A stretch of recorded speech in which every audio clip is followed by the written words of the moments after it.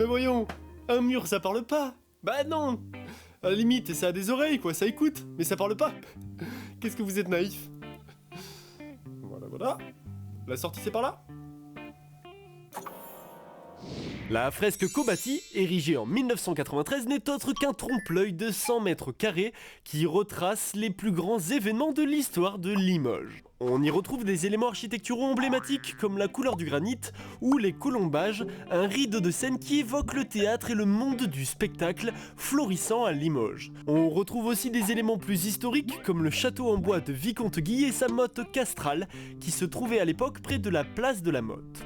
Ou encore l'atelier monétaire de Limoges où deux hommes frappent la monnaie en référence aux deniers et aux barbarins qui circulaient sous Saint-Martial et Saint-Éloi au début du Moyen-Âge. Au premier étage, à travers les fenêtres du trompe-l'œil, on découvre le peintre Auguste Renoir, né à Limoges, réalisant le portrait d'un de ses modèles.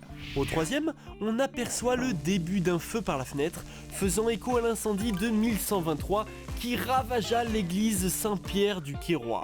Et au premier plan, des références plus récentes au festival de jazz ou à l'équipe de basket de Limoges, le CSP. Oh, moi ça m'a motivé à me remettre au dessin tout ça, hein. Ça tombe bien puisque j'avais un bon petit coup de crayon quand j'étais jeune.